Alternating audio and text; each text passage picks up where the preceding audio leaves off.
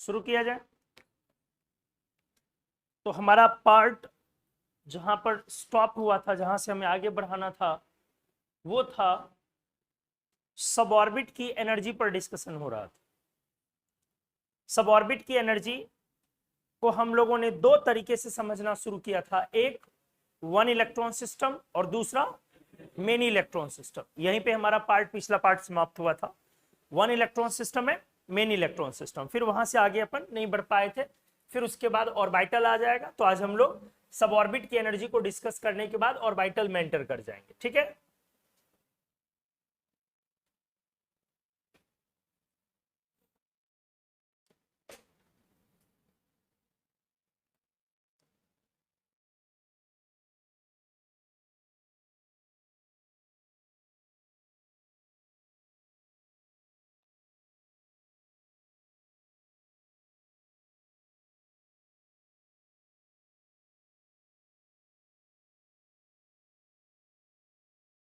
हम्म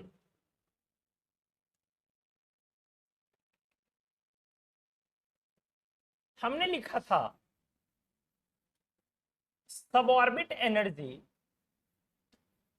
को हम लोग दो सिस्टम में डिफाइन करते हैं, एक वन इलेक्ट्रॉन सिस्टम और दूसरा मेनी इलेक्ट्रॉन सिस्टम। दूसरा many electron system. One electron system में डील होता है, सबऑर्बिट की एनर्जी डील होती है बोर्स थियरी से। लिखा था शायद हम, उसको सटाइए सही से। किससे डील होती है? बोर्स थियरी से।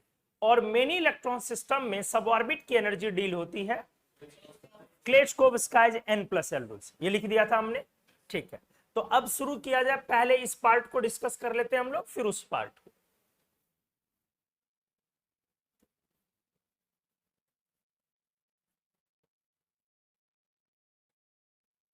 One electron system. ठीक है,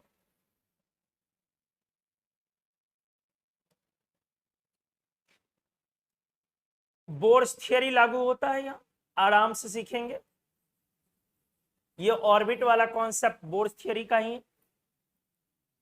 बोर्स थियरी कहता है कि एनर्जी के लिए ये एक फॉर्मूला देता है, जो आप पहले करे हुए भी हो, -13.6Z² इलेक्ट्रॉन वोल्ट पर एटम। अच्छे से देखो क्या फॉर्मूला, -13.6, अच्छे से -13.6Z² इलेक्ट्रॉन वोल्ट पर एटम। ये एनर्जी के लिए बोर थियरी फॉर्मूला देता। किस सिस्टम में? One electron system. साफ दिख रहा है कि एनर्जी किस पे डिपेंड कर रहा है? एन पे। N is what? बोलो, cell number. N is what? Energy साफ दिख रहा है किस पर डिपेंड कर रहा है? एन पर। और किस पर डिपेंड नहीं करता है? एल पर। वो भी दिख रहा है कि फॉर्मूले में एल नहीं। अच्छा, तो यहां से कंक्लूड करो, एनर्जी डायरेक्टली प्रोपोर्शनल हुआ एन के। कैसे? Physically, not mathematically. Mathematically directly proportional हुआ -1/n² के। लेकिन सोचो, n के इनवर्सली, अब फिर माइनस लग गया तो n के क्या हो गया? डायरेक्टली। ये आप पहले भी पढ़ चुके हो, सेल बढ़ने पर एनर्जी बढ़ता है ना, और एनर्जी का गैप घटता है। फर्स्ट और सेकंड ऑर्बिट के बीच का जो एनर्जी गैप है वो बहुत इतना बड़ा है कि आगे के सारे ऑर्बिट के बीच का एनर्जी गैप सम भी कर देंगे तो इतना के बराबर हम लोग नहीं पहुंचा सकते हैं। ये हमने पहले भी करा हुआ है, तो अच्छे से आइए। तो यहां से क्लियर दिख रहा है कि एनर्जी डायरेक्टली प्रोपोर्शनल किसके? एन के। और यहां से यह भी क्लियर दिख रहा है कि एनर्जी फंक्शन नहीं है एल का। इसका क्या मतलब हुआ लोग? फंक्शन नहीं होना मतलब डिपेंड करना या नहीं करना। एनर्जी डिपेंड कर रहा है किस पर? एन पर। और किस पर डिपेंड नहीं कर रहा? एल इज कौन सा quantum number? Azimuthal quantum number given by Sommerfeld. और एल की वैल्यू किस पर डिपेंड करती है? एन पर। कहां से शुरू होती है? 0 से, और बढ़ते बढ़ते कहां तक जाती है? n-1 तक, L की मिनिमम वैल्यू 0 और L की मैक्सिमम वैल्यू, वहीं से क्या लाया था हमने कि पहले सेल में सिर्फ कौन सब ऑर्बिट, s, दूसरे में SnP, तीसरे में SpND, चौथे में SpDF, पांचवे में SpDFG, छठे में SpDFGH, वहीं से लाया गया था। तो वन इलेक्ट्रॉन सिस्टम में जब एनर्जी डील होगा तो उसमें सिर्फ किसकी बातें होंगी, शेल की, किसकी बातें नहीं होंगी, सबसेल की बातें नहीं होंगी। मतलब आपका S हो या P हो, D हो या F हो, समझ गए, उसमें जो ऑर्बिट नंबर लगा रहेगा एनर्जी एक्चुअली उसी ऑर्बिट नंबर पर डिपेंड करेगा। कैसे सिस्टम में, वन इलेक्ट्रॉन। आ जाओ देखते जाओ। तो पहला ऑर्बिट कौन कौन सा सबसेल है लोग, 1s।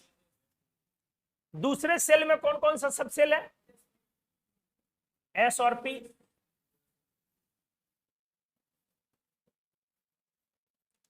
तीसरे में छोटू अंदर आ जाओ, गेट पे आके वहीं मत बैठ जाया करो, अंदर जाके बैठो। और कितना भी बोलो आप लोगों को टाइम से क्यों नहीं आते हो।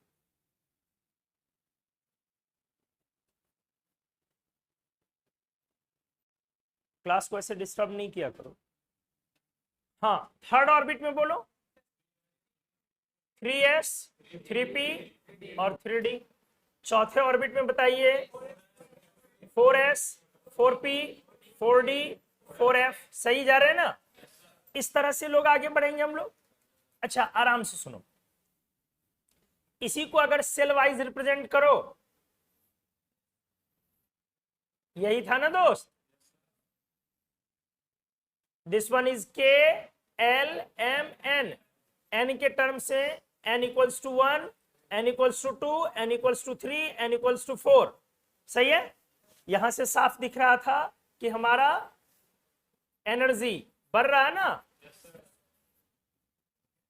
और एक्चुअली ये वन इलेक्ट्रॉन सिस्टम के लिए ही लागू था। ये सारी चीजें लागू थी किसके लिए, वन इलेक्ट्रॉन सिस्टम के लिए, फॉर्मूला जो बना था। अब आ जाओ, आपने बोला सेल बढ़ने से एनर्जी, तो लोग सेल ऐसे बढ़ रहा है ना, बढ़ रहा है कि नहीं बढ़ रहा, इसलिए एनर्जी क्या हो रही है, इंक्रीज कर रही है। अच्छा अब ये बताइए दोस्त, इन दोनों की एनर्जी क्या होगी, सेम, कांस्टेंट। आया समझ में, क्यों, क्योंकि सेल नहीं बदल रहा। अभी हमने किया वन इलेक्ट्रॉन सिस्टम में एनर्जी डिपेंड किस पर करेगा, n पर, और किस पर डिपेंड नहीं करेगा, L पर। आप नए लॉन्च हुए हैं, कब, पहली क्लास आज मेरी। अच्छा ठीक, नहीं समझ में आएगा, अगर कहीं पर अगर दिक्कत होगी तो चुपचाप बैठे रहिएगा, बोलने की जरूरत नहीं है। तो इन तीनों का भी एनर्जी क्या है, बोलो, सेम। मतलब जो नॉर्मली आप जानते हैं कि S से ज्यादा एनर्जी P की, बोलते हो ना सर 2s से ज्यादा एनर्जी 2p, 2p से ज्यादा एनर्जी 3s, ये जो आप नॉर्मली बोलते हो कि ये जो, तो ये कब बोलते हो, वन में कि मेनी में, वो मेनी में। वन में ऐसा कुछ नहीं होता, वन इलेक्ट्रॉन सिस्टम में सिर्फ और सिर्फ एनर्जी किस पर डिपेंड कर रहा है, n पर। तो फिर से देख लो, इन चारों की एनर्जी क्या होगी, से। तो अगर मैं बोलूं कि रिलेटिव एनर्जी का ऑर्डर लिखो, रिलेटिव सब ऑर्बिट एनर्जी कंटेंट, ध्यान से देखो, अच्छे से देखो, इन वन इलेक्ट्रॉन सिस्टम, जैसे आप ओबाउज प्रिंसिपल लिखते हो 9/10 से, वन में नहीं मेनी में लिखाता है वो। तो अगर वन इलेक्ट्रॉन सिस्टम में वैसा ही हमें ऑर्डर लिखना हो एनर्जी का, तो सबसे कम एनर्जी किसकी बोलोगे, बोलो 1s, उससे ज्यादा, और 2s इक्वल्स टू 2p। मतलब इसको फील करो, ये कैसा हो जाएगा, ये क्लासरूम अगर सबसेल है, बेंच आपका, क्लासरूम अगर सबसेल है, क्लासरूम सबसेल है, ध्यान से देखो, तो इसको फील करो, एक क्लासरूम, और ये कौन सा क्लासरूम, दूसरा, ये एक क्लासरूम। अच्छा ऐसे मान लो क्लासरूम को सेल ले लो, तब ज्यादा इजीली समझ में आएगा, नहीं तो दूसरा क्लासरूम लेना होगा। क्लासरूम को क्या ले लिया, सेल, और बेंच को अभी फिलहाल सब सेल ले लो। तो आपका, आपके लिए, अगर आप पूरे क्लासरूम में कितने स्टूडेंट हैं, एक, आप इलेक्ट्रॉन है, तो पूरे क्लासरूम में कितने स्टूडेंट हैं? एक। अगर तो आपके लिए एक बेंच एस हो या दूसरा बेंच पी हो, सबकी वैल्यू क्या हो गई? बस दैट्स इट। सारे पे आपका क्या हो गया? बराबर का अधिकार। आप पहले पे बैठना चाहें, दूसरे पे, आप चौथे से उठ के तीसरे पे चले जाएं, तीसरे से उठ के दूसरे पे चले जाएं, कोई रोकने वाला, कोई रिपेल करने वाला नहीं। तो वन इलेक्ट्रॉन सिस्टम में इलेक्ट्रॉन जब पहले सेल से दूसरे सेल में जाता, तो वो दूसरे सेल के एस और पी दोनों वाले एरिया को ऑक्यूपाई करता। जब दूसरे सेल से वो तीसरे में जाएगा, 3s 3p और 3d तीनों की एनर्जी उसके लिए, समझ रहे हो अच्छे से? चौथे में जाएगा लोग तो 4s 4p 4d और 4f चारों की एनर्जी उसके लिए। तो पहली बार दोस्त जब वो यहां पर होगा, एक ही इलेक्ट्रॉन है इसके पास, एक ही इलेक्ट्रॉन इसके पास, यह हाइड्रोजन एटम हो सकता है। वन इलेक्ट्रॉन सिस्टम का मतलब समझ में क्या आ रहा है? कौन सा हो सकता है? ये हाइड्रोजन He+, इस तरीके का ना। Li लिखोगे तो 2+, B लिखोगे तो 3+, लेकिन मेनी में क्या हुआ? H या H-, He लिख सकते हो, B Na सल्फर, समझ रहे हो ना? तो वन इलेक्ट्रॉन सिस्टम में जब भी हम लोग बात करें तो एनर्जी सिर्फ किस पर डिपेंड कर रहा है लोग? सेल पर। मतलब आप अगर ग्राउंड स्टेट में हैं तो कहां पे हो? 1s में। सोचो, ग्राउंड स्टेट में हो तो ध्यान से, देयरफॉर जब हम किस स्टेट में हैं तो आपकी कॉन्फ़िगरेशन क्या है? आराम से सुनो। अब पहली बार एक्साइट कर रहे हैं, एक्साइट करना, एक्साइटेशन प्रोसेस हमने पढ़ा हुआ, एनर्जी लेना और आगे की तरफ जाना कि पीछे जाना? आगे मतलब हाई एनर्जी की लो एनर्जी? High energy. तो पहली बार जब आप एनर्जी लेकर के जंप लगा रहे हो ध्यान से, तो वो क्या कहलाएगा? First excited state. क्या कहलाएगा? First excited state.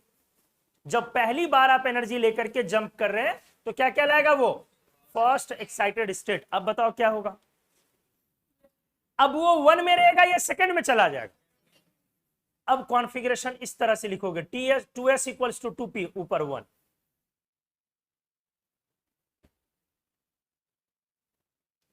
क्लासरूम अगर हमने बोला सेल तो अलग अलग बेंचेज, सब सेल, सारे सब सेल्स आपके लिए सेम इक्विवेलेंट। तो आप कहीं पर रहो, एस वाले बेंच पे रहो या दोनों मिला के आपने एक इलेक्ट्रॉन, आप अकेले आप छेके हुए हो, तो अगर मैं बोलूं कि सेकंड के बाद, फर्स्ट के बाद सेकंड एक्साइटेड स्टेट में तुम कहां हो? एसटी मतलब स्टेट। बोलो, आप बोलोगे सर एक साथ मैं तीनों बेंचेज ऑक्यूपाई करूंगा। समझ में आ गई चीजें?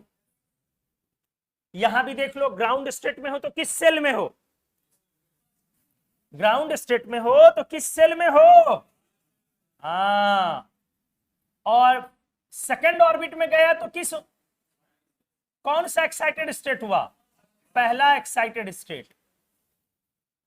तो यही तो हमने यहां भी बोला कि जब पहला एक्साइटेड स्टेट लिखा जाए तो आप किस ऑर्बिट में चले गए? सेकंड में। जब सेकंड एक्साइटेड स्टेट बोला जाए तो आप किस ऑर्बिट में चले गए?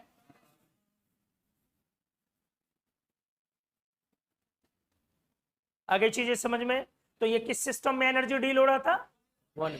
अब बातें होंगी किसकी? Main electron. आ जाओ,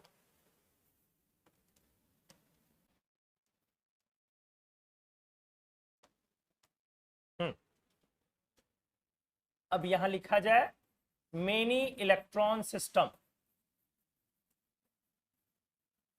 हमने करा हुआ है थोड़ा सा, अभी यहां पे थोड़ा डिटेल किया जाएगा। क्या बोला आपको? कौन सा रूल लगता है? क्लेच-कोव्स्कायच n+ रूल, n+l रूल। अब मेनी इलेक्ट्रॉन, जिस एटम में एक से ज्यादा इलेक्ट्रॉन है उसकी एनर्जी को ये थियरी डील करता है और ये कहते हैं एनर्जी उस सब ऑर्बिट की ज्यादा होगी जिसका n+l वैल्यू ज्यादा। एनर्जी डायरेक्टली प्रोपोर्शनल किसके?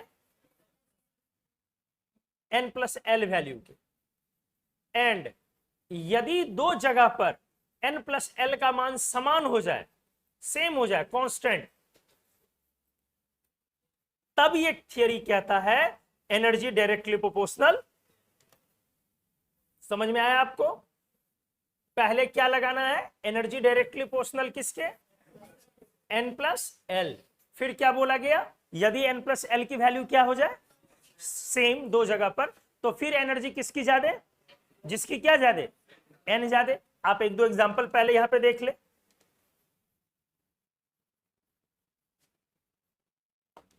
अगर हमने बोला कि चलो 2p 3s 3p 4s, इनमें किसकी रिलेटिव एनर्जी कंटेंट ज्यादा है, कैसे पता चलेगा? पहले चारों की क्या निकालेंगे अपन? n plus L. बोलो, तो 2p के लिए n प्लस एल कितना? निकालो जल्दी। 2 और 1 ना, तो 3। और 3s के लिए 3 जोड़ s के लिए l की वैल्यू 0, 3 ना लोग। फिर क्या हमने दिया? 3p। चलो जल्दी बताओ, 3 प्लस 1 ना, 4, और फिर दिया 4s, 4 प्लस 0 ना, s के लिए l की वैल्यू 0 है, p के लिए 1, d के लिए 2, f के लिए 3। अब n प्लस एल इन दोनों का ज्यादा है, उन दोनों का कम है, तो जिसका n प्लस एल वैल्यू ज्यादा है उसकी एनर्जी ज्यादा होगी। बोलो कोई दिक्कत?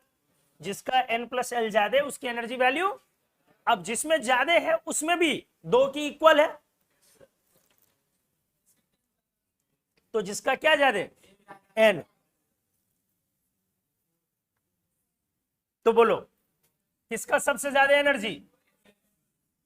4s के बाद 3p, और फिर 3s के बाद 2p ना। क्लियर हो गया? कहीं कोई डाउट नहीं है? चलो नेक्स्ट। अगर मैं क्वेश्चन को ऐसे बोलूं, how many suborbits could be possible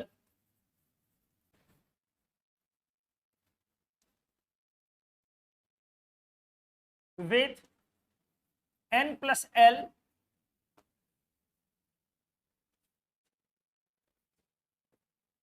value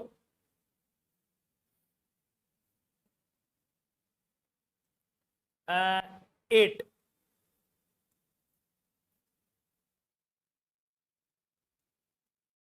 How many suborbits could be possible with n plus l values 8?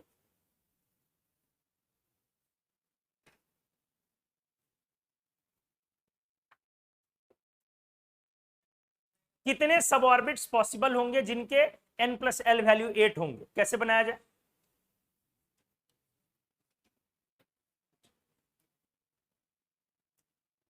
कितना टाइम? 14। 4p नंबर पूछा हमने, हाउ मेनी सबऑर्बिट्स।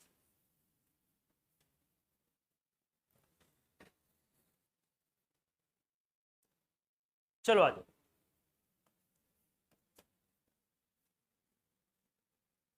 ध्यान दो।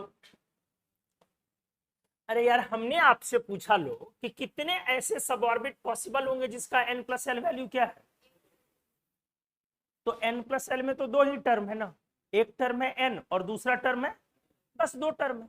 तो आपने लाना है n plus L equals to 8। तो आप एक एक करके बदलते चले जाओ। 8 जोड़ 0, 7 जोड़ 1, 6 जोड़ 2, 5 जोड़ 3, 4 जोड़ 4। नहीं समझ में आया? 8 जोड़ 0 किसके लिए होगा? 8s। 7 जोड़ p किसके? 1 किसके लिए? 6 जोड़ 2, 5 जोड़ 3, 5f। 4 जोड़ 4, कौन इसमें से नहीं होता? इसका मतलब क्या हुआ कि अगर आप 3 जोड़ 5 करेंगे तो वो और भी पॉसिबल होगा या नहीं होगा? क्या 3 में h पॉसिबल होगा? तो आगे नहीं जाएंगे, तो वो दिमाग में ही कैलकुलेट हो जाएगा। आंसर क्या आएगा आपका? कितने लोग को समझ में आ गया? हाथ उठाओ। तो जैसे अगर हम बोले आपसे कि बताओ कितने ऐसे सब ऑर्बिट पॉसिबल होंगे जिसका n+l वैल्यू 5 है, कैसे दिमाग चलाओगे तुरंत? 5s, 5 + 0, 4 + 1 4p, 3d, क्या 2f होगा? समाप्त। कितने वैल्यू हो गए? कितने लोग को आगे समझ में? हाथ उठाओ। गुड। फिर से देख लो, इस बार थोड़ा बड़ा वैल्यू दे देता हूं।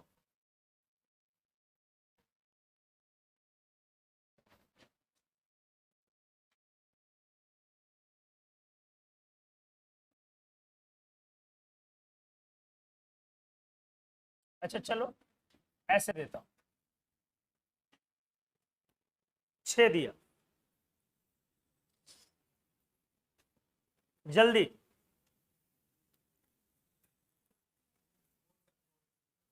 कितना? 4, 6 के लिए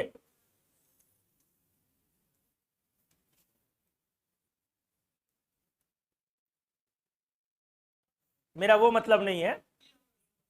6 + 0 6s, 5 + 1 5p, 4d,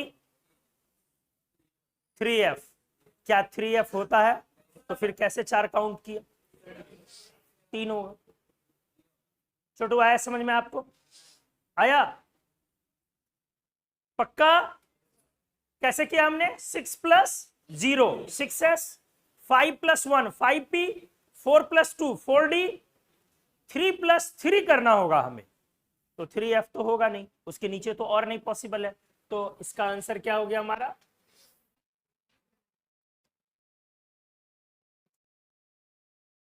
4 की 3। समझ में आया? गलत, 9।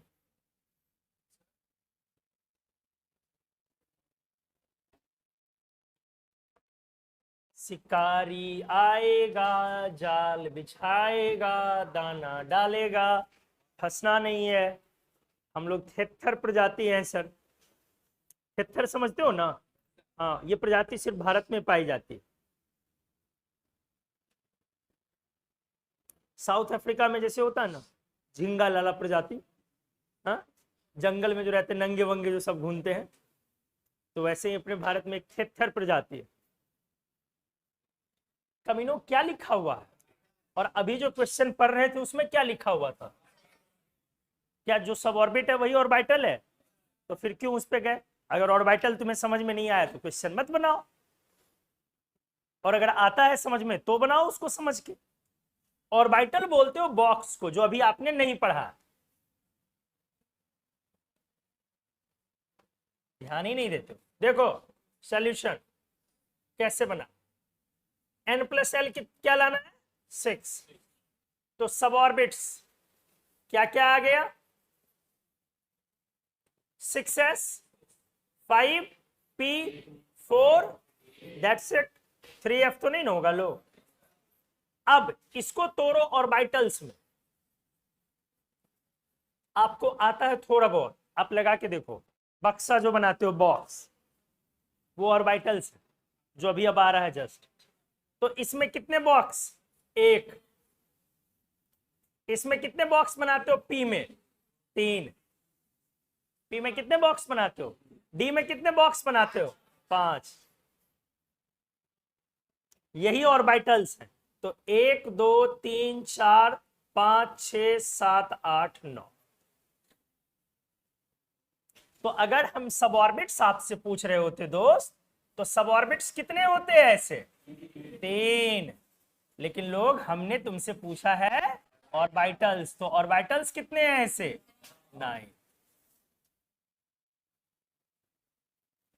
इसीलिए क्वेश्चन को थोड़ा ध्यान दिया करें, अदरवाइज बहुत मामूली क्वेश्चन को बहुत आप आराम से गड़बड़ कर दे। जैसे एक आईआईटी ने बहुत पहले क्वेश्चन पूछा था, वो 80s में, आप लॉन्च नहीं हुए होंगे डेफिनेटली, 80 के दशक में, हम भी नहीं लॉन्च हुए थे। तो 80s में क्वेश्चन पूछा गया था, पी 1 नंबर का क्वेश्चन, पी ऑर्बिटल में कितने इलेक्ट्रॉन्स? 6 बक दिए ना, गलत 2। तो ऐसे सिली मिस्टेक्स आपसे करवाया जाता है। ऑर्बिटल जब भी पूछा गया, इसका मतलब वो एक बक्से की बात कर रहा, वो एक बॉक्स की बात कर रहा। तो ऑर्बिटल एस वाला बोलो या पी वाला बोलो या डी वाला बोलो, ऑर्बिटल एक बॉक्स है, एक ऑर्बिटल एक बॉक्स। तो चाहे एस ऑर्बिटल बोले तब भी 2 इलेक्ट्रॉन, पी बोले तब भी 2, डी बोले तब भी 2। अभी हम लोग जाने ही वाले हैं धीरे धीरे किस पर? ऑर्बिटल। पहले क्लियर हो गया मामला, ऑर्बिटल और सबऑर्बिट में डिफरेंस। आगे हम लोग करते हैं। तो चलो ये क्वेश्चन यहां से आप अभी तक का पहला पार्ट ये नोट करें, फिर आगे जल्दी से किया जा रहा। आ जाइए।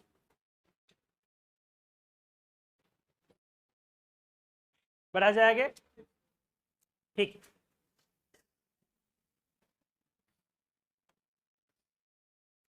तो अब उसके ऑर्डर को एक बार डिस्कस किया जाए। देखिए,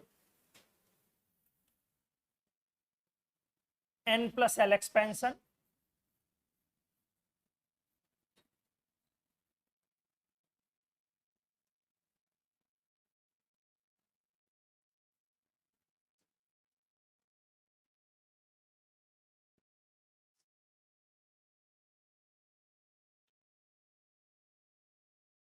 जैसे आपने 1 इलेक्ट्रॉन सिस्टम में किया था वैसे मेनी में भी कर लो। 1s बोलो, 2s और 2p, n = 3 में क्या सब लगा रहे हो? सही है। n = 4 में क्या सब लगा रहे हो? 4f। n = 5 में 5f। n = 6 में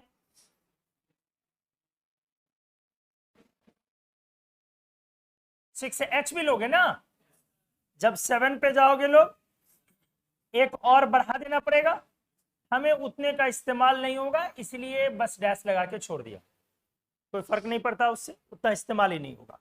और n = 8 में जाओगे तो और बढ़ जाएगा।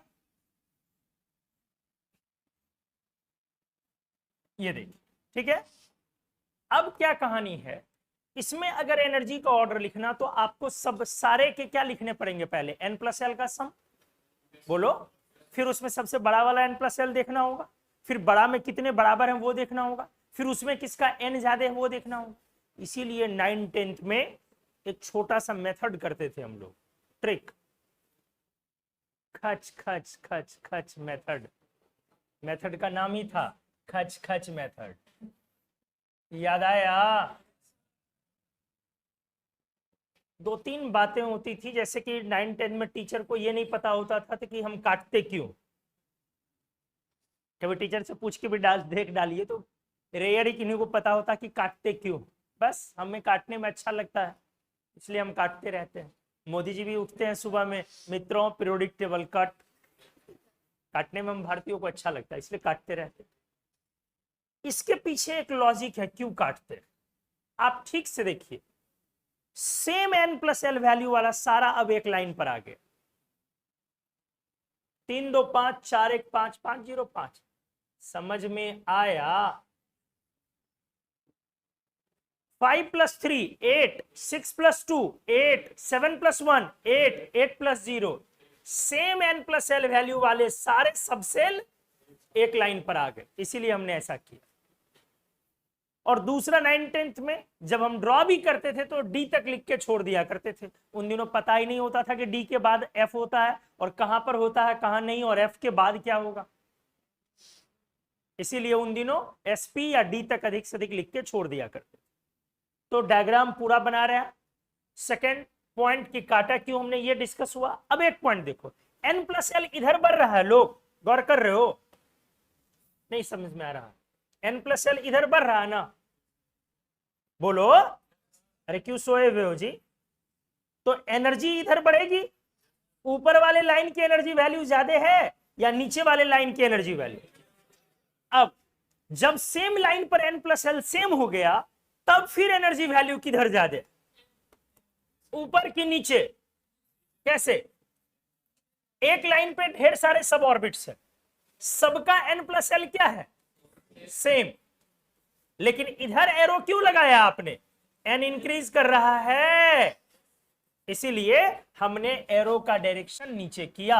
9th-10th में भी आप देखेंगे आपको मास्टर साहब कैसा पढ़ाते हैं, इलेक्ट्रॉन निकला, फिर ये भरा, फिर ये ऐसे आया, फिर ऐसे, पता नहीं ऐसे ऐसे फील कर लेते हैं हम लोग कि वहां भर के निकला फिर यहाँ। ठीक है, जैसे समझ में आ जाए वही बेहतर। तो n बढ़ गया, इसी वजह से इधर जाने पर हमारी एनर्जी क्या हो गई? बढ़ गई। तो इस n+l रूल के हिसाब से सबसे कम एनर्जी किसकी हो गई? 1s। 1s के बाद 2s के बाद 2p के बाद 3s के बाद 3p के बाद 4s के बाद 3d, फिर उसके बाद फिर 4d, फिर फिर फिर फिर फिर फिर फिर देन यहां तक याद रखना आपको हर हाल में जरूरी।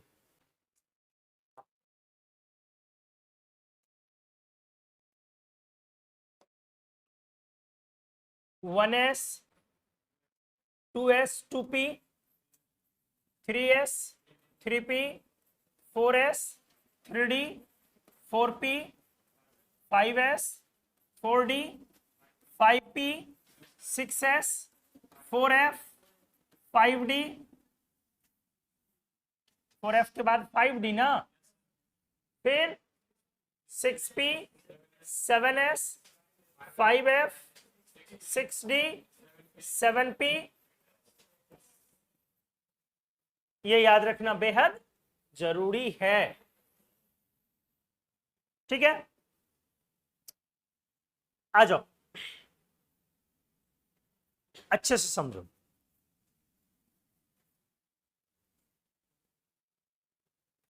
आप हर बार पैटर्न को जरा नोटिस करें। मान लो sp_d 3 सब ऑर्बिट में काम करते हैं, f को थोड़ी देर के लिए भूल जाओ। f किस सेल से शुरू होगा? फर्स्ट, सेकंड, थर्ड या फोर्थ? फोर्थ। थर्ड तक तो f नहीं है ना, तो थोड़ी देर के लिए f को भूल जाओ। तो गौर करो, एनर्जी ऑर्डर बिना f के कैसा होना चाहिए? नॉर्मल 1s, फिर 2s, 2p, 3s, 3p, 4s, 4p, 5s, 5p, sorry 3s, 3p, 3d, 4s, 4p, 4d। ऐसा हो तो सेल बाय सेल एनर्जी बढ़ता हुआ दिखे। ध्यान से सुनो, लेकिन n+l के हिसाब से जो ऑर्डर आ रहा है उसमें आप गौर करो, क्या है? 1s के बाद 2s, 2p, सही है, कोई दिक्कत नहीं है। 3s, 3p, लेकिन इसके बाद 3d नहीं है, कौन है? 4s है, और फिर 3d। आपने ध्यान दिया? 3s, 3p के बाद 3d नहीं है, कौन है? 4s, और फिर कौन है? ध्यान से देखिए, तो एक नियम बना है, और आप यहां नहीं, आप आगे भी चेक करें, देखिए 3s, 3p के बाद 3d नहीं, कौन है? 4s। इसी तरह 3p से आप 4p पर आ जाए, तो 4p के बाद 4d नहीं है, फिर है 4d। तो आप एक नियम बना ले, क्या? जब कभी भी p आए तो p के बाद d नहीं, p के बाद क्या आएगा?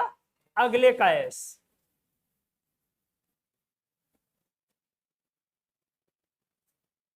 किसी भी सेल का जब भी p आए उसके बाद उसी सेल का d नहीं आएगा, क्या आएगा? अगले का s, फिर पिछले का d।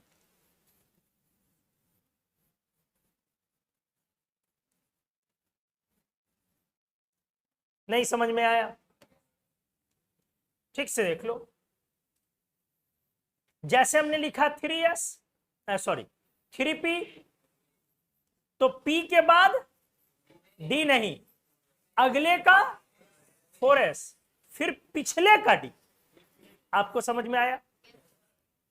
मान लो आपने लिखा 4p, p के बाद d नहीं, ये लाइन बोलो, p के बाद अगले का फिर पिछले का, फिर से बोलो, P के बाद अगले का, फिर पिछले का, पूरा बोलो, P के बाद D नहीं, अगले का S, फिर पिछले का D, फिर से बोलो, फिर से बोलो, P के बाद D नहीं, अगले का S, फिर पिछले का D। कभी कभी देसी मेथड बड़ा कारगर होता है, समझ में आया? इसीलिए इस मेथड से फिर बोलो 2 बार, P के बाद D नहीं, अगले का S, फिर पिछले का D, फिर बोलो D नहीं, अगले का S, फिर पिछले का D। तो अब देखो, ये तो एक लाइन में बोला। कभी अगर P, D और S का रिलेशन लिखना, तो जैसे कभी कोई D लिखना, कभी कोई या D लिखा हुआ उसके बाद लिखना, तो लाइन वहीं से पकड़ो, P के बाद D नहीं, अगले का S, फिर पिछले का D। तो कोई भी जो D है उससे जो पहले लिखा गया है वो क्या लिखा गया, उससे अगले का S। क्लियर है? कोई भी जो D लिखा गया उससे पहले क्या लिखा गया, अगले का S लिखा गया, और D के बाद क्या लिखा जाएगा हमारा, एक मिनट, हमारा मुहावरा वहीं समाप्त हो गया D पे जाके। क्या? P के बाद D नहीं, अगले का S, फिर पिछले का D। हमारा मुहावरा, फ्रेज जो राइम बना हुआ था वो कहां समाप्त हुआ, D पर जाकर के। तो D के बाद मुहावरे को फिर शुरू करना है। तो D के बाद फिर क्या शुरू होगा, P, समाप्त। अब सोचो, D के बाद कौन सा P शुरू होगा, उसी सेल का या अगले सेल का, अगले का, क्योंकि उसी सेल का P तो पहले लिख चुके हैं। P के बाद D नहीं, अगले का S, और फिर पिछले का D, मतलब उसी सेल का P, उसी सेल का D हो गया। तो अब जो आगे फिर से राइम स्टार्ट करोगे वो कहां से शुरू करोगे, P से, P से ना। तो अगला वाला P D के तुलना में कि पिछला वाला P, अगला वाला। कितने लोग को समझ में आ गया ट्रिक? हाथ उठाओ। देख रहे हो, देसी नुस्खा बोलते हैं इसको। आ जाओ, लगा के देखता हूं। क्या F अभी डिस्कस किया ही नहीं है, F लगा दिया जाएगा, परेशान नहीं हो। तो 4P, तो P के बाद D नहीं, अगले का S, फिर पिछले का D। 5P, P के बाद D नहीं, अगले का S। आ गया समझ में अच्छे से? बोलो। चलो, तो अब इसको मैं फिर से लिख के दिखाता हूं आपको, ध्यान से। 1S, बोलो, 2S, 2P, 3S, 3P। यहां तक तो रेगुलर लिख लो। अब आराम से, P के बाद D नहीं, अगले का S, फिर पिछले का D। सही है? अब जहां D समाप्त किया, फिर से मुहावरा 4P। जैसे ही P लिखा फिर मुहावरा याद आया, P के बाद D नहीं, अगले का S, पिछले का D। जहां D समाप्त किया फिर से राइम स्टार्ट किया, 5P ना, P के बाद D नहीं, अगले का S, फिर पिछले का D। जहां हमने समाप्त किया मुहावरा, फ्रेम, राइज, जो भी हमारा राइम है, फिर हमने स्टार्ट करना है अगले के P से। 6P, P के बाद D नहीं, अगले का S, फिर पिछले का। समझ में आया? जहां पे हमने स्टार्ट किया 6D ना, फिर उसके बाद अगले के P से शुरू कर लिया जब मुहावरा। 7P, P के बाद D नहीं, अगले का S। बस यहीं तक याद रखना था, यहीं तक याद रखना था, पहला पॉइंट। दूसरा पॉइंट, अब हमने क्या ऐड करना है, F को। F क्या 1 में होगा, 2 में होगा, 3 में होगा, 4 में होगा।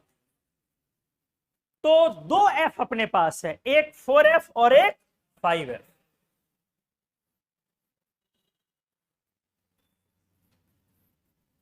इसकी n+l वैल्यू है 7 और इसकी n+l वैल्यू 8। तो 7 तब शुरू होगा जब 6 समाप्त होगा। तो 6 समाप्त होगा, देख लो कहां पे, 6S पे। इसीलिए हमने यहां पे ऐड कर दिया कौन सा, 4F। और 5F 5 3 8 तब शुरू होगा जब 7 समाप्त होगा। 7 समाप्त होगा 7S पे, इसलिए यहां ऐड कर दिया 5F। मतलब ये तो आराम से लिख सकते हो, बचा 4f और 5f। नहीं कुछ तो इतना ध्यान में रख लो, 6s के ठीक बाद 4f ऐड कर देना है और 7s के ठीक बाद 5f ऐड कर देना, बस वही एक पॉइंट याद रखना। इतना लंबा याद रखने से आसान है, वो याद रखना। क्या 4f कहां पर, 6s के ठीक बाद 4f और 7s के ठीक बाद 5f। 6s के ठीक बाद 4f और 7s के ठीक बाद, मेरे साथ एक बार और प्रैक्टिस कर लो। क्लियर है? f को अभी भी बोलूंगा, f को बाद में लिखना, पहले SPD लिख लिया करें, बाद में f लगा दो। चलो शुरू करो। 1s, तुम लोग बोलोगे सभी लोग, 2s बोलो, फिर 3s के बाद, 3p के बाद, फिर फिर फिर फिर फिर फिर फिर f बाद में, 5d, फिर फिर फिर 6d, फिर अब 4f कहां ऐड करना है, ठीक बात, और 5f कहां ऐड करना है। कितने लोग को याद हो गया, हाथ उठाओ। गुड। कॉपी के पिछले पेज पे जाइए, एक बार लिख के देखिए, ट्राई कीजिए जल्दी। कॉपी के लास्ट पेज पे जाओ और एक बार लिख के ट्राई करो 1s से 8s का ऑर्डर, बिना देखे।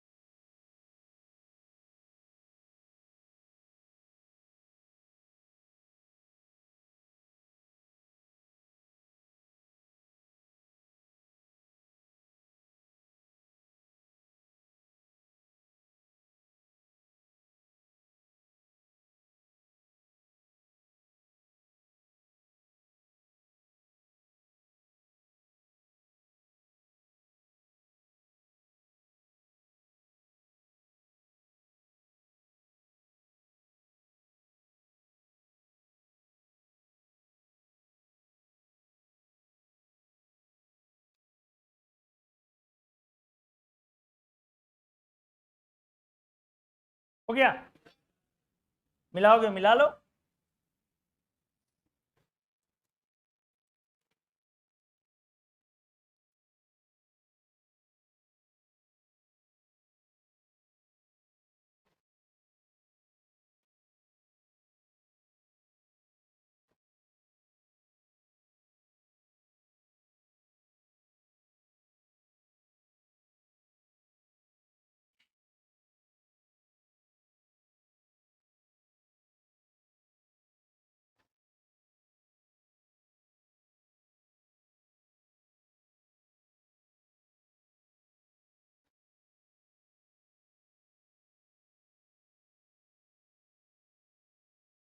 सही है सभी लोगों का?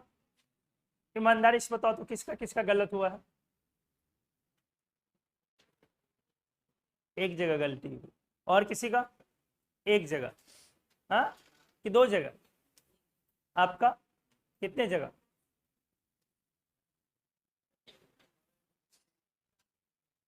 समझ गए? तो इसको एक बार और घर पे प्रैक्टिस कर लेंगे, वो याद हो जाएगा। चलिए,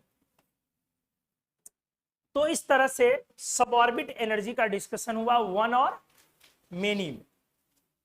वन और मेनी में, वन में फिर से बोल दूं कि एनर्जी किस पर डिपेंड नहीं कर रहा था, एल पर, एल पर डिपेंड नहीं कर रहा था, और किस पर डिपेंड कर रहा था, सिर्फ और सिर्फ एन पर। और वन इलेक्ट्रॉन सिस्टम में एनर्जी एन पर भी डिपेंड कर रहा था और एल पे भी। एन प्लस एल के वैल्यू के सम के डायरेक्टली प्रोपोर्शनल था, और अगर दो जगह पर हमारा एन प्लस एल का वैल्यू सेम हो जाए, in that case energy directly proportional हो जा रहा था किसके, किसी को कोई प्रॉब्लम नहीं है। चलो अब डिस्कस करते हैं हम लोग ऑर्बिटल।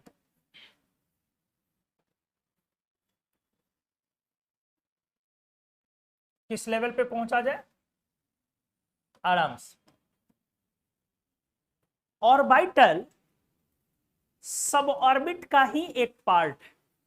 अब आप इस क्लासरूम को सबसेल मान लें या सब ऑर्बिट मान, थोड़ी देर पहले आप इसको क्या मान रहे थे, सेल, अब आप इसको सबसेल मान लें या सब ऑर्बिट मान लें। तो ये क्लासरूम, आराम से, ये क्लासरूम एक सबसेल है और इसमें लगे हुए बेंचेज ऑर्बिटल्स। तो बताओ किस बेंच की वैल्यू ज्यादा है और किस बेंच की वैल्यू कम। क्या सारे का शेप सेम है या अलग अलग, सबकी कैपेसिटी सेम, मेरे लिए सबके सबकी एनर्जी सेम, आपके लिए भी सबकी एनर्जी। मतलब क्या हुआ, एक सबसेल में ढेर सारे ऑर्बिटल्स हो सकते हैं, एक सबसेल में ढेर सारे ऑर्बिटल्स हो सकते हैं। क्लासरूम को क्या बोला हमने, सबसेल। बेंचेस को क्या बोला हमने, आप क्या हो गए, इलेक्ट्रॉन, उदंड इलेक्ट्रॉन, उदंड समझ रहे हो ना, आवारा इलेक्ट्रॉन। अब आ गया समझ में, अरे आया, हाँ ठीक। तो आप हो गए इलेक्ट्रॉन। तो एक सबसेल में ढेर सारे ऑर्बिटल्स हो सकते हैं, सारे का शेप सेम, सबका डिस्टेंस सेम, दूरी भी बराबर मानी जाएगी क्योंकि सब सारे मामले में क्या है, इक्विवेलेंट है। समझ गए, हर मामले में सब इक्विवेलेंट है, सारे की कैपेसिटी भी सेम। अब यही है कि एक सब ऑर्बिट में कितने इलेक्ट्रॉन होते थे। तो इस क्लासरूम में कितने इलेक्ट्रॉन होते थे बताओ, सबसेल में, फॉर्मूला नंबर ऑफ इलेक्ट्रॉन्स का ना, सबसेल में छोटो, बार बार गड़बड़ मत करो। किसी भी एलएच सब ऑर्बिट में कितने इलेक्ट्रॉन्स, 2 इंटू 2l प्लस 1, और एक ऑर्बिटल में एक बेंच पे 2 इलेक्ट्रॉन, कितने, दिमाग लगाओ। सबसेल को हमने बोला कि एक सबसेल में कई सारे क्या आ सकते हैं, बोलो, कोई एलएच सब ऑर्बिट है, हमने बोला इसमें ढेर सारे क्या आ सकते हैं, ऑर्बिटल्स। ये सारे क्या है, ऑर्बिटल्स।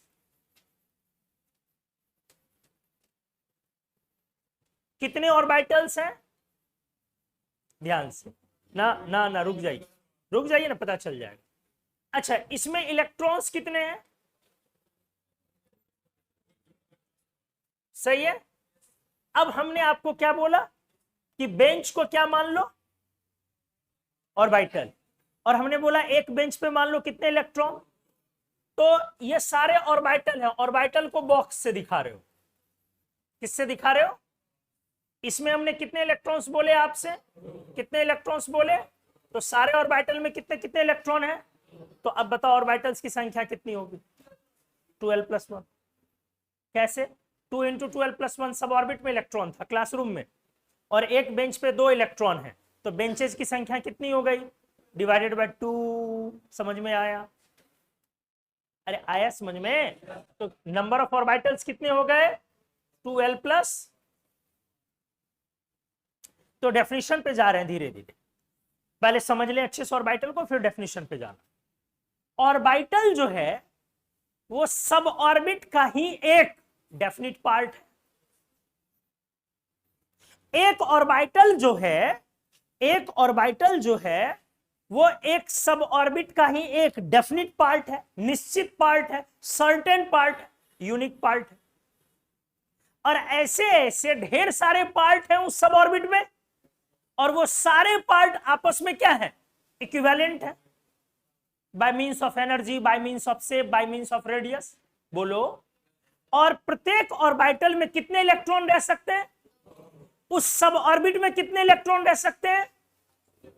2 into 12 plus 1। तो ऑर्बिटल्स की संख्या कितनी हो गई? 12 प्लस। अगर मैं बोलूं कि एक ऑर्बिटल में 3 इलेक्ट्रॉन रह सकते हैं, एक ऑर्बिटल में, अब मैं बोलूं बताओ सब ऑर्बिट में कितने इलेक्ट्रॉन? 3 इंटू 12 प्लस 1, 3 इंटू, अगर मैं बोलूं कि एक ऑर्बिटल में 5 इलेक्ट्रॉन रह सकते हैं, तो सब ऑर्बिट में 5 इंटू 12 प्लस 1। क्लियर हो गई चीजें? तो एक सब ऑर्बिट को, कोई भी एलएफ सब ऑर्बिट है, उसको आप बहुत सारे किस में तोड़ सकते हो? ऑर्बिटल्स में। लेकिन प्रत्येक ऑर्बिटल में कितने इलेक्ट्रॉन? तो चलो आ जाओ।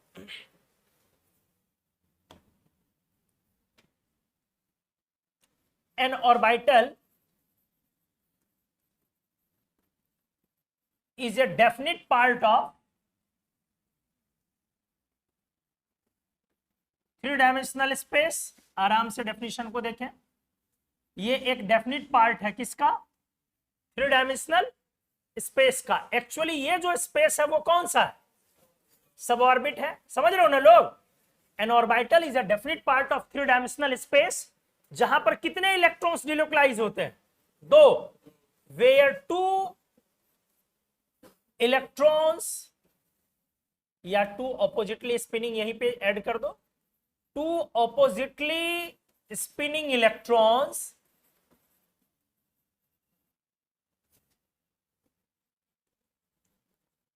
delocalized themselves with maximum finding probability।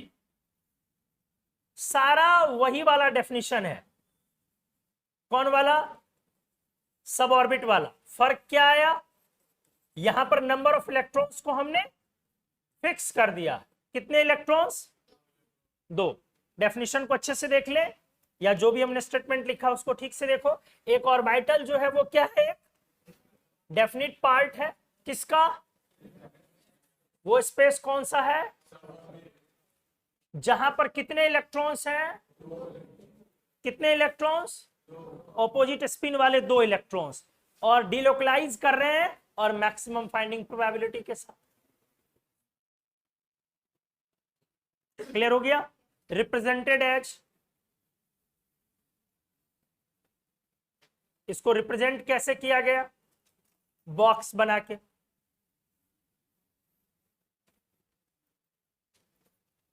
कैसे रिप्रेजेंट किया गया? आराम से सुनते जाओगे। एक्चुअली ये बॉक्स बस रिप्रेजेंटेशन है, ऐसा तो नहीं कि इलेक्ट्रॉन बॉक्स में है, बक्से में है, नहीं। ये एक ऑर्बिटल को रिप्रेजेंट करता है, और यहां पर 2 इलेक्ट्रॉन, अप एरो और डाउन एरो का बस मतलब है दोनों की स्पिन्स ऑपोजिट है। मतलब समझो, अगर एक इलेक्ट्रॉन और दूसरे इलेक्ट्रॉन को समझा जाए अच्छे से, तो एक अपने एक्सिस पर जिस दिशा में स्पिन कर रहा है, दूसरे अपने एक्सिस पर उसके ऑपोजिट दिशा में स्पिन कर रहा है। तो कहानी कैसे हो गई? 2 इलेक्ट्रॉन है, स्पेस मान लो वो बेंच है आपका, जो स्पेस जो भी ऑर्बिटल आप समझो, एक ऐसे और एक ऐसे। मान लो इसको दिखा दूं ऐसे, ये मान लो 2 इलेक्ट्रॉन है, ये डिलोकलाइज हो रहा, ये पहले समझ लो डिलोकलाइज होना बिना पाथ के, और ये डिलोकलाइज हो रहा, और दोनों डिलोकलाइज होते समय हर समय, नहीं समझ में आया? तो इस तरह से इसमें 2 मोशन आ गया इलेक्ट्रॉन में। कौन कौन मोशन? एक न्यूक्लियस के चारों ओर का मोशन, जिसको ऑर्बिटल मोशन बोल लो, और दूसरा कौन सा? Spin motion. दूसरा कौन सा? तो इलेक्ट्रॉन के पास कितने तरह के मोशन है? कौन कौन? एक न्यूक्लियस के चारों ओर ऑर्बिटल मोशन, और दूसरा स्पिन मोशन। ध्यान से, तो ये अगर हमने इसको लिया क्लॉकवाइज स्पिन, तो दूसरे को लिया, आराम से सीखे, एंटी क्लॉकवाइज स्पिन। पॉइंट क्या है?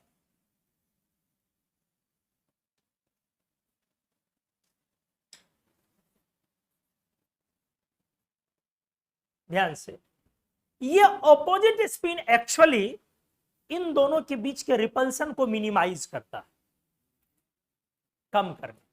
फिर से बोलता हूं, एक ऑर्बिटल एक सर्टेन स्पेस है, लो एक ऑर्बिटल क्या है, एक निश्चित स्पेस है जिसमें कितने इलेक्ट्रॉन्स रह सकते हैं, वो दो इलेक्ट्रॉन एक दूसरे को रिपेल कर रहे हैं। क्यों कर रहे हैं भैया, सेम चार्ज है। जैसे आपको हमने क्या बोला, आप अपने आप को क्या समझो, आराम से सीखो, आप अपने आप को क्या समझो, बेंच को क्या समझो, क्या बोला, बेंच को क्या समझने, ऑर्बिटल। क्या तुम नहीं चाहते हो कि बेंच पर हम अकेले राज करें?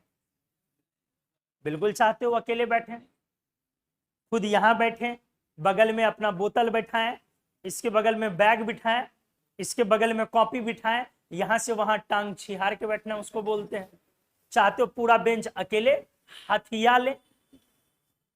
जैसे ही क्लासरूम में कोई एंटर करता और बेंच पर अकेले बैठे हो, मन में गाली देना शुरू कर देते हो, भगवान कमीना यहाँ आके ना बैठ जाए, पिछले वाले बेंच पे बैठे, गलियाते हो ना। ये एक रिपल्सन है, मेरी बात को आराम से समझो, ये क्या है, रिपल्सन। कि उस पे भले ही दो लोगों के बैठने की जगह है, बावजूद इसके आप क्या चाहते हैं। तो इस रिपल्सन को कम करने के लिए हमने एक व्यवस्था किया। क्या व्यवस्था किया? बैठने का तरीका फिक्स किया कि तुम भी ऐसे बैठो और ये भी इस तरह बैठेगा। तो अगर दोनों एक फेस में बैठते हो तो रिपल्सन अपने आप क्या हो जाता, वरना बैठने के तो और भी तरीके हो सकते थे। मान लो एक बेंच पे दो की ही कैपेसिटी है, इतनी ही सीट है कि दो बैठ सकते हो, और पहला जो आए वो बैठे टांग छिहार के, पैर पसार के, पालथी मार के अगर बैठ गए, तो दूसरा आएगा तो क्या होगा आपके साथ, रिपल्सन, लड़ाई होगी। इसलिए उससे, उस रिपल्सन को कम करने के लिए हमने क्या किया, एक व्यवस्था क्रिएट किया कि आपको बैठने का तरीका आपका ये। जब दूसरा आके बैठ गया एक नए व्यवस्था के साथ, अब रिपल्सन समाप्त हो गया या कम हुआ? कम हुआ, क्योंकि अभी भी आधा एरिया तो आपका वो छेका हुआ है। हा? जिस पर आप चाहते थे तो बोतल रख सकते थे, हालांकि आप खुद भी एक बोतल, लेकिन वो एक जगह है, अपना पीने वाला बोतल बगल रख सकते थे, या शनिवार की रात वाली बोतल वो भी बगल में रख सकते थे। तो अभी भी आपको क्या है, रिपल्सन है या नहीं है? है, कम। अभी भी आपको हाथ को ऐसे करने में बन नहीं रहा है। हा? तुम लोगों के बारे में नहीं कह रहे, 2-2 2.5 ग्राम के तो हो ही, शुरू होने से पहले समाप्त हो जा रहे हो। हा? नक्शा हो या श्रीलंका हो, इन लोगों को देखो खाते पीते घर से लग रहा है बेचारा, हाथ वाथ है भी, तुम लोगों का दोनों हाथ जोड़ दो तो किसी किसी के तो उंगली के बराबर होगा। तो रिपल्सन को समाप्त करता है या कम? कम। तो यहां पे क्या है, दो इलेक्ट्रॉन का ऑपोजिट स्पिन क्यों होता है?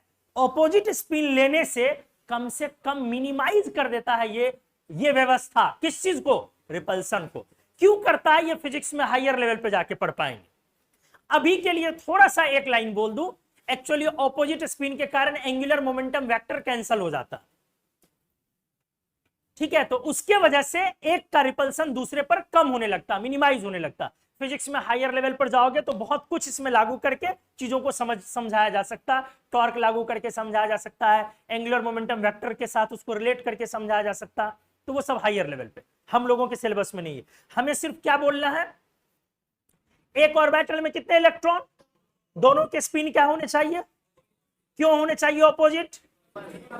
रिपल्सन को समाप्त करने के लिए या मिनिमाइज करने के लिए। क्लियर हो गया अच्छे से?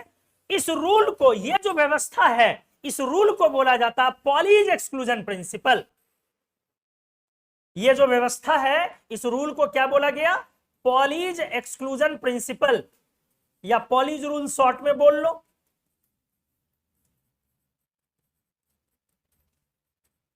या शॉर्ट में क्या बोल लिया हमने? Pauli's rule. समझ गए अच्छे से? कौन वाला रूल? एक ऑर्बिटल में कितने इलेक्ट्रॉन हो सकते हैं? 2, और दोनों के स्पिन क्या होंगे? ये कौन सा रूल हुआ? फिर से बोलो, पॉलीज रूल क्या हुआ? एक ऑर्बिटल में कितने इलेक्ट्रॉन हो सकते हैं, और दोनों के रूल स्पिन ऑपोजिट। अच्छा, ये वाला तो लिखना भूल ही गए। यहाँ ये जो इलेक्ट्रॉन के भरने का क्रम होता है इसको बोला जाता है ओबाउज रूल। यही इलेक्ट्रॉन, इसको नेक्स्ट क्लास में डिस्कस भी कर देंगे फिर से। ये इलेक्ट्रॉन के भरने का सीक्वेंस है, और ये कौन सा रूल है, ओबाउज रूल। फिर से डिस्कस हो जाएगा, परेशान नहीं होना। तो इस तरह से दो रूल्स आपने सीखे, और ये हो गया पॉलीज रूल। ऊपर एरो और नीचे एरो का कोई दूसरा मतलब नहीं है, सिर्फ क्या दिखाना है, ऑपोजिट स्पिन है दोनों का, इससे ज्यादा वो किसी चीज को एक्सप्लेन नहीं कर रहा। क्लियर हो गई चीजें। अच्छा देखो, इस स्पिन को प्रेजेंट किया जाता है स्पिन क्वांटम नंबर्स। ध्यान से, relative spins of orbital electrons represented by, अरे 731 किससे रिप्रेजेंट किया गया, स्पिन क्वांटम नंबर एस और M S, given by Uhlenbeck, given by Uhlenbeck, scientist है, इनके द्वारा स्पिन क्वांटम नंबर दिया गया कि एक ऑर्बिटल में जो दो इलेक्ट्रॉन है, दोनों के लिए स्पिन क्वांटम नंबर रखा गया। एक के लिए एस की वैल्यू +½ बोली गई, और दूसरे के लिए एस की वैल्यू -½ बोली गई। लेकिन यह आर्बिट्रेरी है, +½ वाले को -½ और -½ वाले को आप +½ ले सकते हैं। यहां से इन चीजों को एक बार अगले क्लास में फिर से एक्सप्लेन कर लिया जाए। तो आज का 4-5 पेज आप नोट करेंगे, टाइम लग जाएगा, हम पीडीएफ भेज दें। आमतौर पे देते नहीं आप लोग को पीडीएफ, लेकिन 7:30 हो गया, मेरी भी आगे क्लास और आपकी भी क्लास, तो पीडीएफ भेज देंगे व्हाट्सएप ग्रुप में। सभी लोग हो उम्मीद से, क्या छोटू,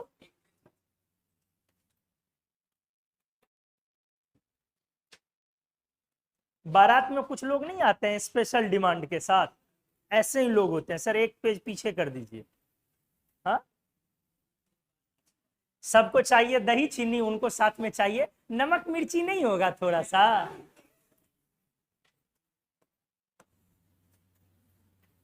चलिए निकलिए, अगले क्लास करते हैं, ठीक है, थैंक यू।